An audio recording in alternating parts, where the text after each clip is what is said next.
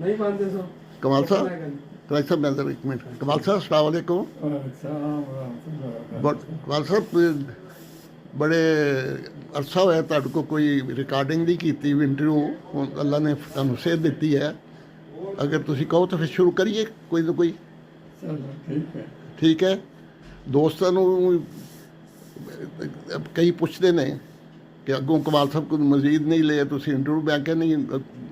इंशाल्लाह दरखास्त करांगे दोबारा ठीक है जितने दोस्त ने कमाल साहब वो ਜਿਹੜੇ ਤੁਹਾਨੂੰ ਯਾਦ ਜ਼ਿਆਦਾ ਕਰਦੇ ਉਹਨਾਂ ਨੂੰ ਕੁਝ ਸਲਾਮ ਦੁਆ ਦੇਣਾ ਅਸਲ ਨਹੀਂ ਉਹਨਾਂ ਦਾ ਵੀ ਫੋਨ ਆਇਆ ਸੀ ਸਰਵਰ ਸਾਹਿਬ ਦਾ ਤੁਹਾਨੂੰ ਵੀ ਆਇਆ ਸੀ ਕਹਿੰਦੇ ਪਰ ਕਰਦੇ ਰਹਿੰਦੇ ਨੇ ਆਪਣੇ ਕਈ ਦੋਸਤ ਕਰਦੇ ਨੇ ਤੁਹਾਡਾ ਪੁੱਛਦੇ ਵੀ ਰਹਿੰਦੇ ਨੇ ਤੇ ਮੈਂ ਉਹਨਾਂ ਨੂੰ ਦੱਸ ਦਿੰਦਾ ਕਿ ਅੱਲਾ ਦੇ ਫਜ਼ਲ ਨਾਲ ਕਮਾਲ ਸਾਹਿਬ ਨਜੀਬ ਅਸਗਰ ਸਾਹਿਬ ਪੁੱਛਦੇ ਰਹਿੰਦੇ ਨੇ ਇਸ ਤਰ੍ਹਾਂ ਬਾਜ਼ ਹੋਰ ਦੋਸਤ ਨੇ ਤੁਹਾਨੂੰ ਸਲਾਮ ਵੀ ਪਹੁੰਚਾਉਂਦੇ ਨੇ ਤੇ ਆਪਣੇ तो बहरहाल इंशाल्लाह फिर शुरू कर दें इकबाल साहब छोटी जी मैं वीडियो रिकॉर्ड करती ताकि दोस्त तुहानूं देख लैन कि इकबाल साहब माशाल्लाह रोज़ाना जोर दी नमाज पढ़ने वास्ते बस चलाते हैं टैक्सी ते और